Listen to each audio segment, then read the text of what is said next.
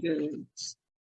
All right, so good afternoon, good morning to everyone here present. My name is Patricia Kennedy-Vine. I'm the founder and director of the International Center for Protocol and Diplomacy, ICPD, in the United Kingdom.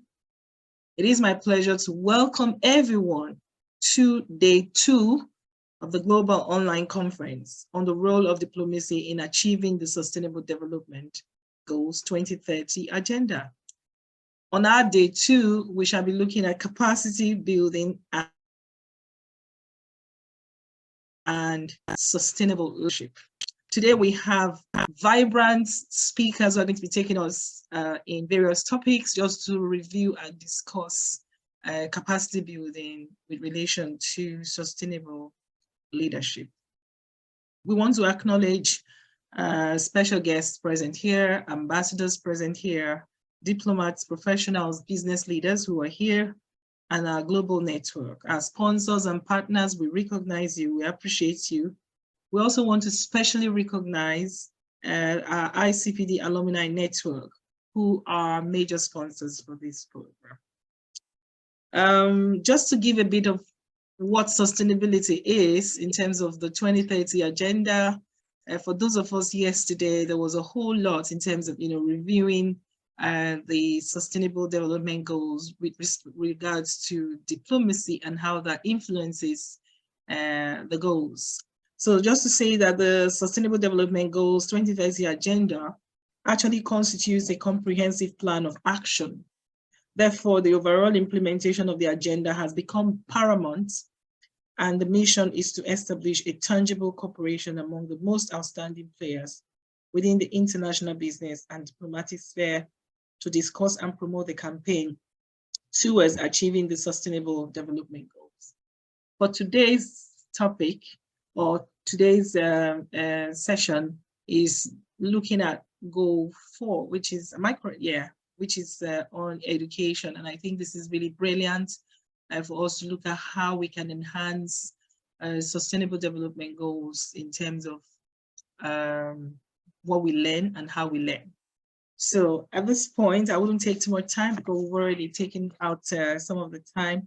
We'll go straight to our first speaker, and I will thereby open the conference for day 2 and invite our moderator, Tamisha, to please take over. Tamisha, the floor is yours. Good morning, all. Welcome to day 2 again. I'm going to be joined by Julius Naname and Josephine Lerman-Creaky as my co-moderators today. Our first speaker today is Mirta Alicia. She is an image consultant with the Embassy of the Federal Republic of Nigeria, and her presentation is entitled Your Digital Image and Sustainable Leadership. Mirta took a TSLO, Teacher Refresher course in Bournemouth, England. She is a corporate, personal, and professional image consultant. She holds a Diploma of Hospitality and Tourism from Bournemouth Business School, International, England. Also a Diploma in International Relations, Diploma in Public Relations, Corporate Image, and Institutional Communication, Diploma in Ceremonial and Protocol, and she is also a Master's of Ceremonies. As an English teacher, she has taught for 17 uninterrupted years at national and international organizations. As an image consultant, she had clients from the political arena of Argentina and overseas. She was once the Secretary of the Chamber of Commerce and Industry. We now welcome Mirta to the floor to start off our presentations for today. Mirta? Good morning and good afternoon to everyone. Thank you very much, Tamisha, for the presentation. Thank you very much, Patricia, for this opportunity. It's been a wonderful day 1, so I hope all those who are on this conference on day 2 enjoy as much as yesterday. And hopefully you stay tuned, because Patricia always comes with wonderful conference, webinars, and workshops. So let me start sharing with you what I have prepared. Okay, it seems, Patricia, that now is not allowing me to share. Some technical issues.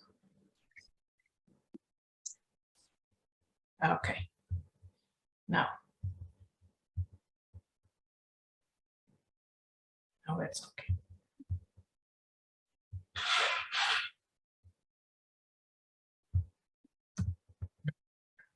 Sorry.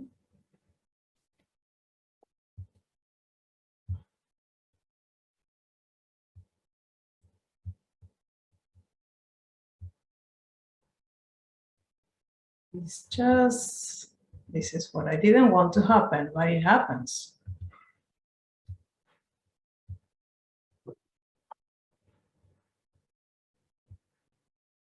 It's just got out of my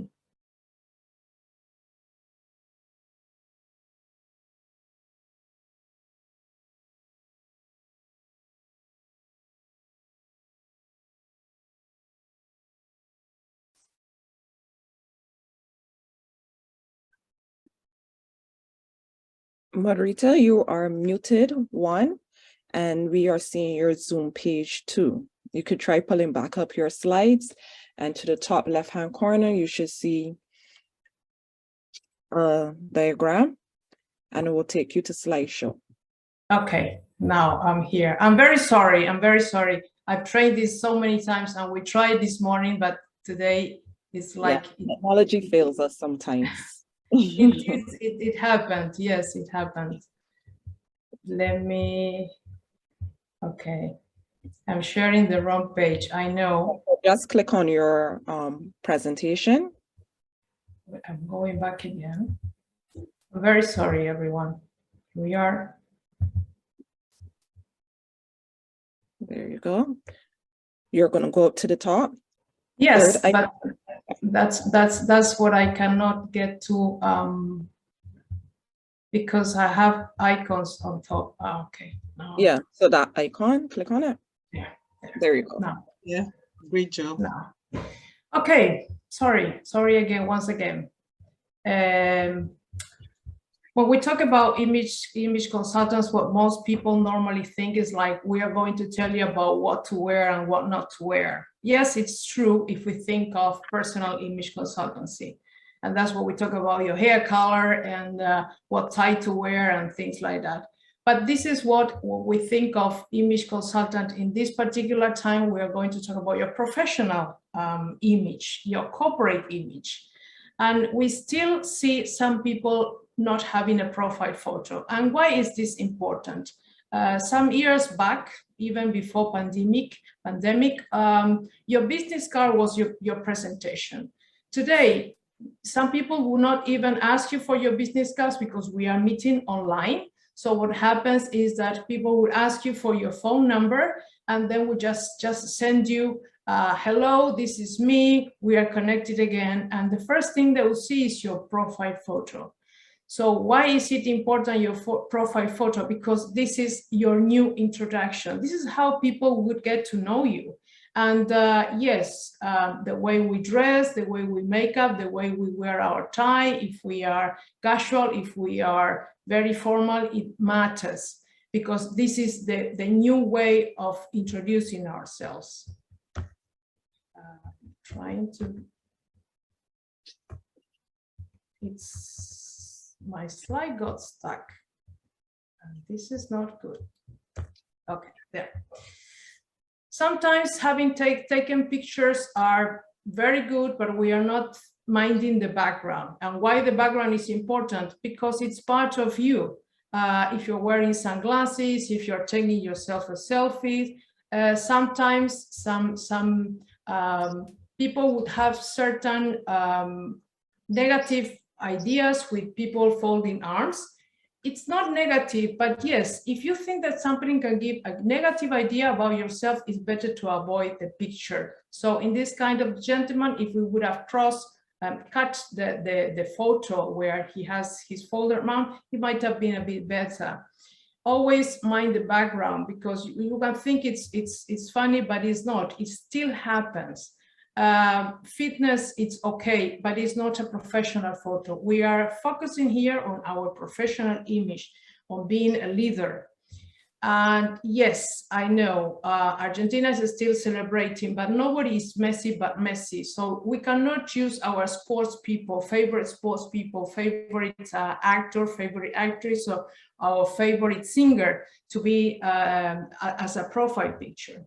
For those who don't know, this is still the First Lady of Nigeria. Even if you have to work with very important people, as a president, as a minister, that is not you as a profile photo. You cannot use that as a profile photo. Your profile photo is you.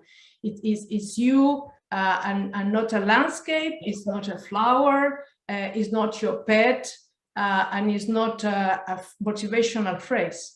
It has to be you.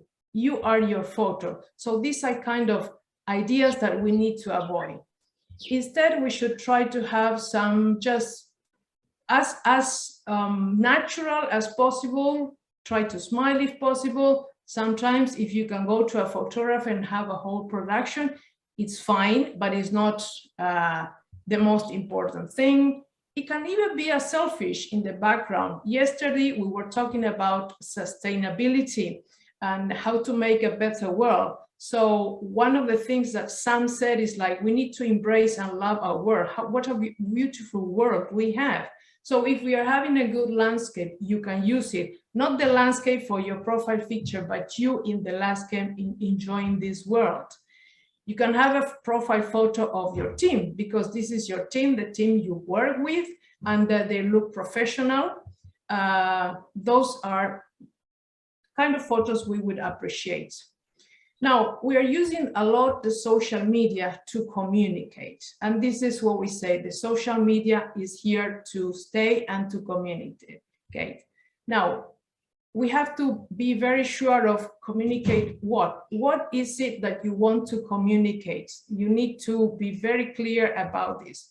Because you can see in many social medias, even very professional, on their status, on their everyday postings, in the feed, in the different media, your daily routine, the birthday of your friends, what your pet does, a new activity you are engaging, something that you bought, and these are okay. This is your personal life, and this is not bad.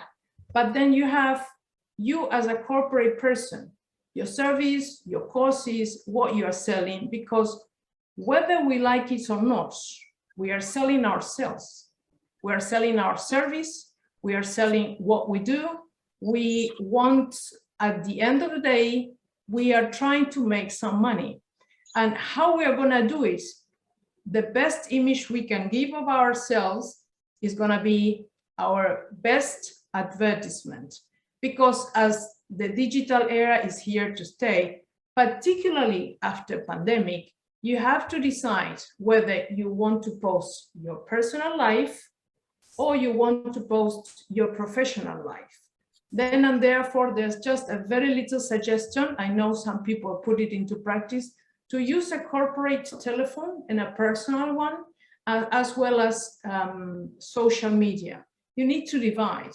I've received requested for some of my colleagues who are present here to connect on one of the social medias. My own social medias are personal because I work for the federal government of Nigeria. Then I have certain restrictions for me posting professional things. But then you need to be sure of what side of your life you want to communicate. It is going to be your personal or your professional. You can't mix your pet with a workshop. These are things that cannot go. It's different. You would say like, oh, some politicians do. Yes, but the life of a politician is the mind of all the citizens because they want to know what they are doing. Because what people say at the end of the day is that we are paying your salary. But that's a complete different thing. We as professionals, as corporate people, we need to show our professional side of life only. Let us have a look. This is what happens in many Zooms. It's not important what they're saying. Just pay attention to a small detail. The picture is not very clear, but focus your attention here.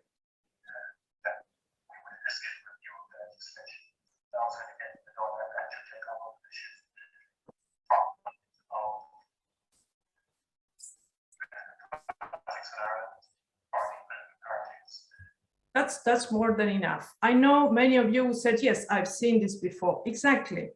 We are in a Zoom. We are professionals. We're having a couple of problems with Mr. Connor driving. First, he should be driving and paying attention to the traffic. Second, his movements can be distracting some people. He might not be paying attention to the speaker. Then and therefore, when we are in a meeting or when we are holding a meeting, it's many times better to set some rules beforehand. So sometimes we need to, as you confirm the link, as you confirm the timing, as you confirm your speakers, you can also set some rules to the house, because then you have people still without profile picture. You are trying to exchange ideas, you're trying to exchange names. People want to know who to contact with, and you're not, if you don't have names, if you don't have photos, you don't know who's talking on the other side. It's not very professional.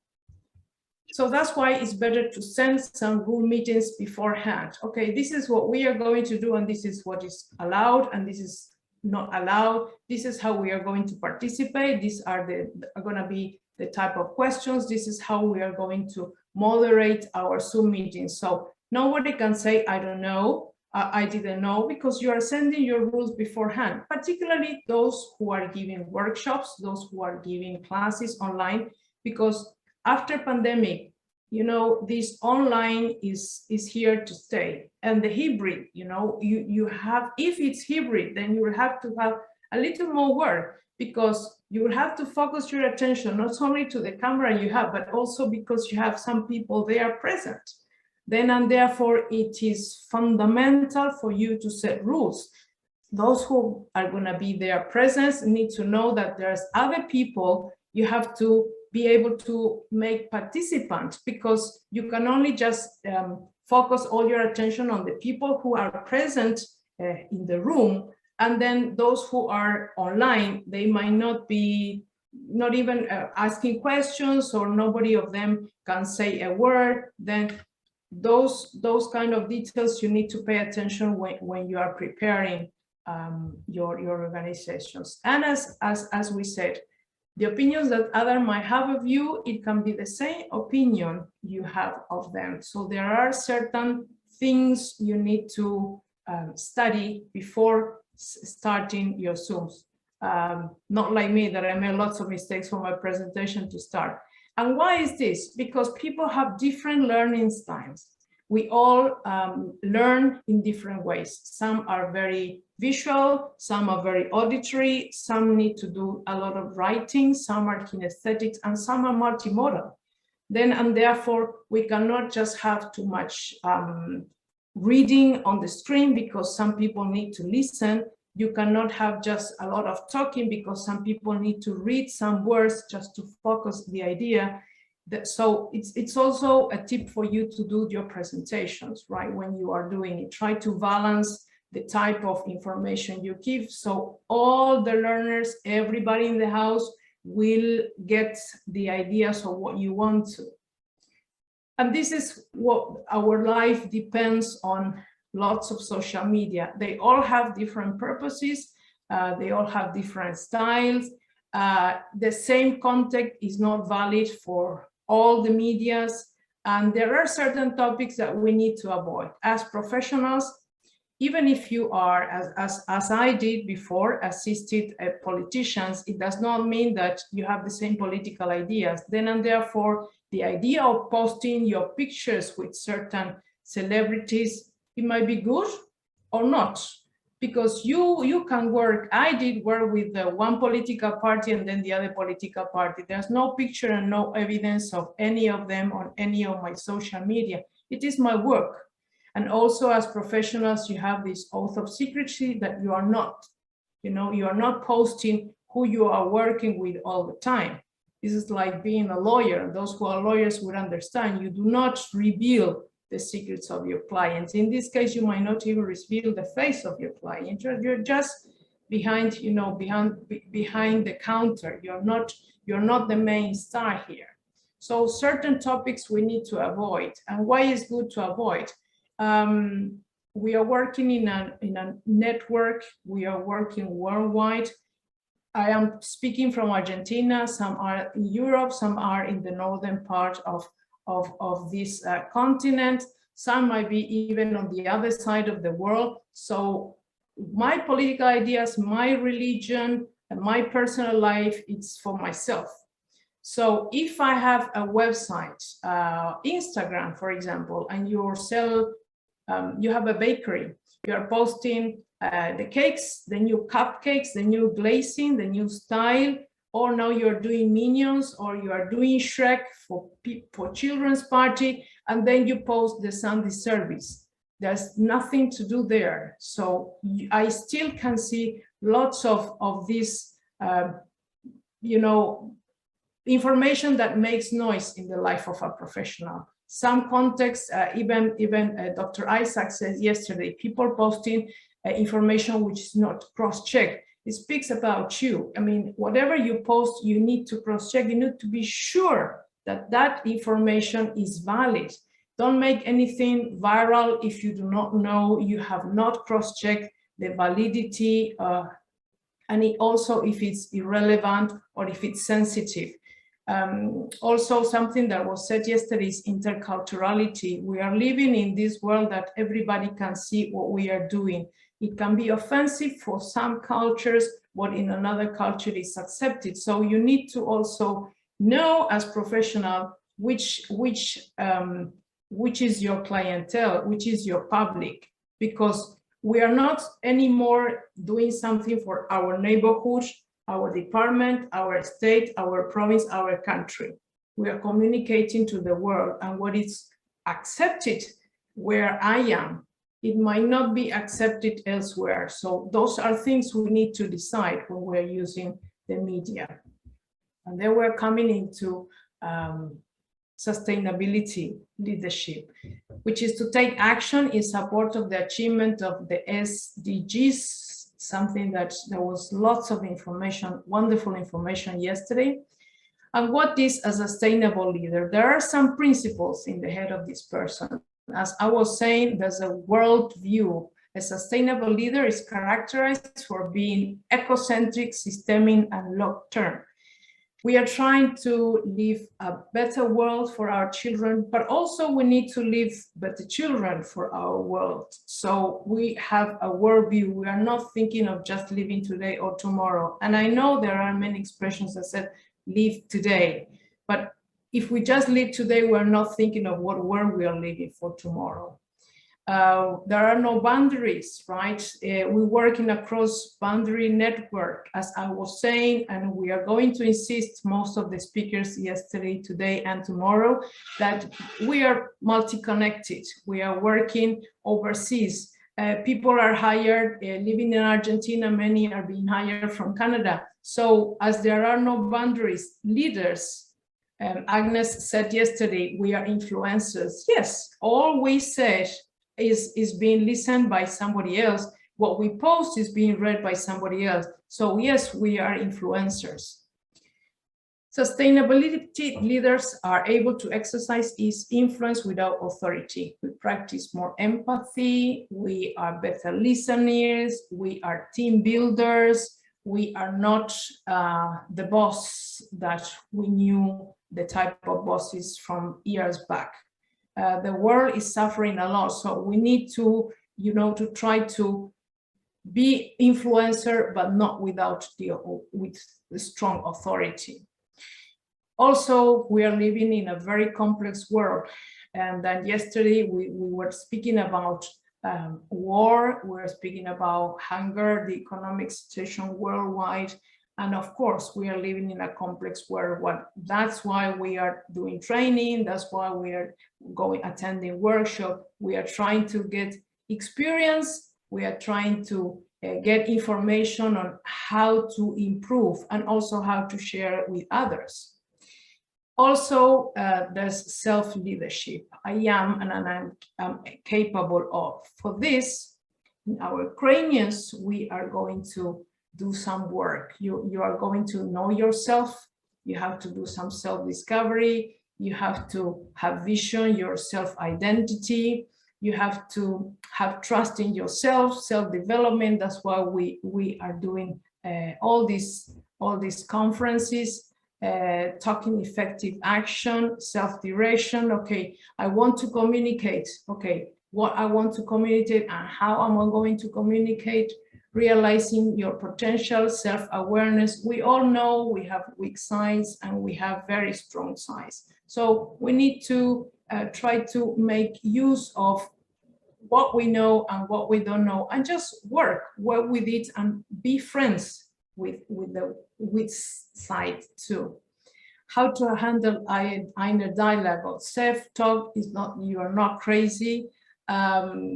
People can say like, oh, I don't talk to myself, but well, we are most protocol officers, most are influencers, most of our teachers, great conference people, and we need to talk to ourselves in order to know what we are saying. Remember that we have different ways of learning. Also, listening to ourselves, it's very important. And embracing yourself, self-mastery. All this is emotional intelligence. To become a good leader, we have to work a lot in ourselves in order to be able to become this great influence. I don't want to miss some of the things that some of the speakers said yesterday. Claudia Stockman, she was talking about the corporate role when she was doing her presentation. Yael Belloso was talking about our image, what kind of image we are portraying. Agnes talked about digital diplomacy, how much we're being influencers. Rondi Allen mentioned about the sustainable leadership as well.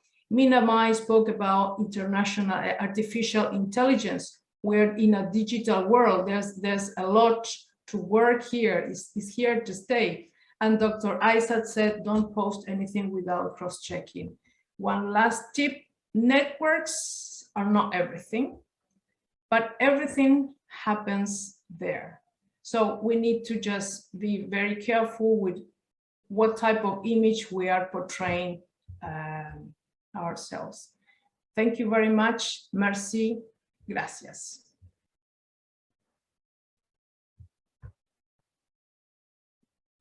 Thank you very much, Marita, for that very empowering presentation. What I heard coming out of your presentation was mindfulness, that we always need to be mindful of our background, our dress, how we interact with others. You know, we need to show empathy and we need to work on our emotional intelligence. I especially liked how you tied in your presentation with all of the presentations from yesterday. That was very impactful as well. I am not seeing any questions for you currently in the chat. If anyone— There's also a PDF. I sent it to the IT team to be distributed to the speakers later. Okay, thank you very much. So participants, please look forward for that PDF to share with you guys. Yes, any questions? Yes. I have a question. My name is Donatus.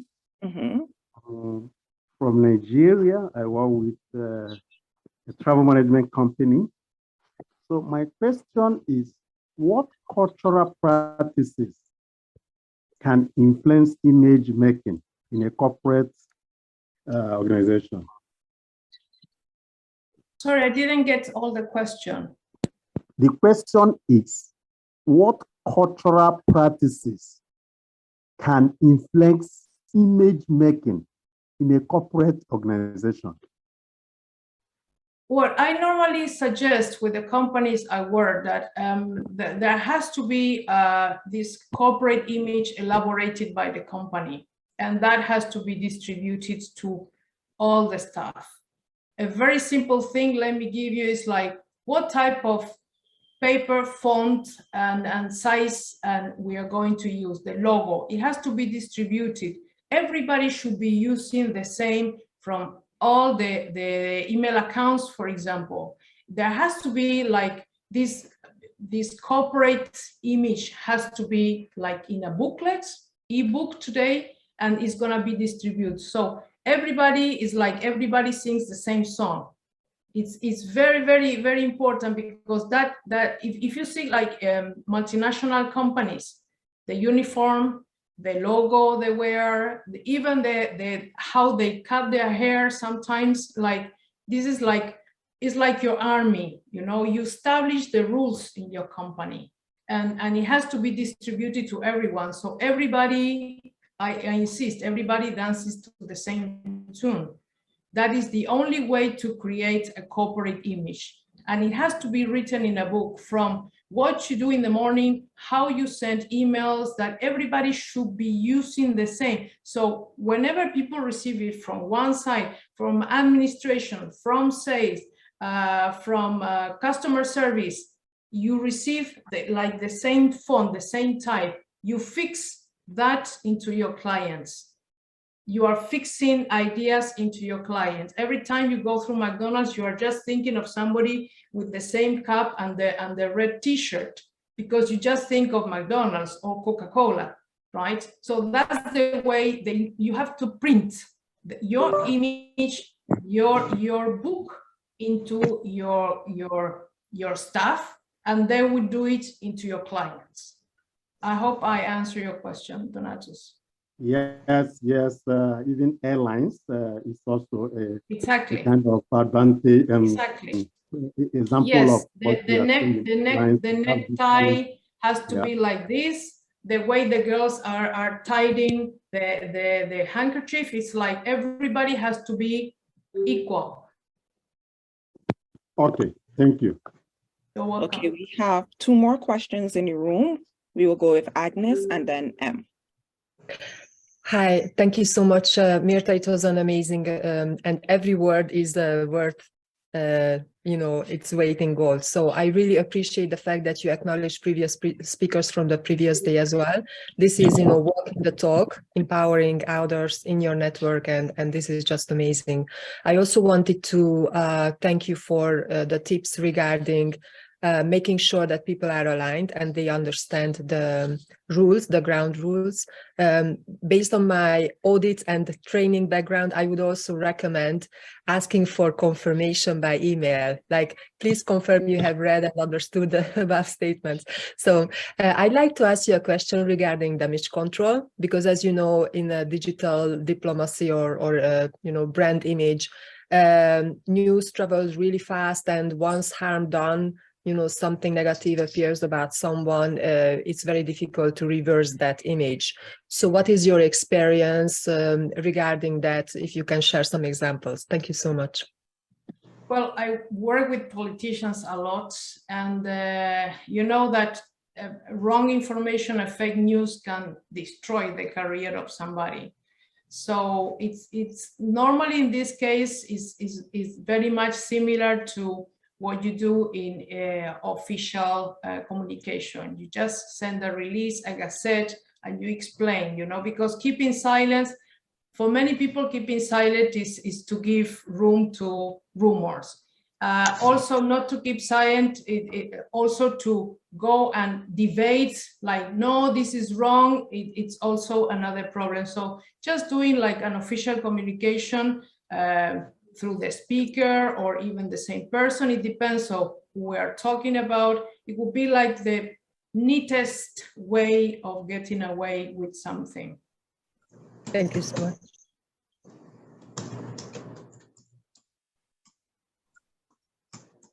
Okay, M. Hi, good afternoon or good morning from where you're coming from. Yeah. And Mirta, that's excellent. I'm in I do a similar job, so I could recognize everything that you were saying, and I really, really appreciate everything that you said. There's one thing there that I thought maybe I do personally. I have assigned certain social media for personal work and others for professional work. LinkedIn I use for professional work, and then Facebook, LinkedIn and Twitter I use for professional work, and then Facebook, Instagram, I can post my personal stuff on there. What do you think is that? Because I find that a lot of the people I meet on LinkedIn are professional people. So then I tend to post professional stuff only on LinkedIn. And then on Facebook, Instagram, who are my friends, schoolmates, whatever, I share personal stuff. What you think about that? Yeah. Well, you're doing somehow what we're saying is good to divide. That's why the different networks can be for different purposes.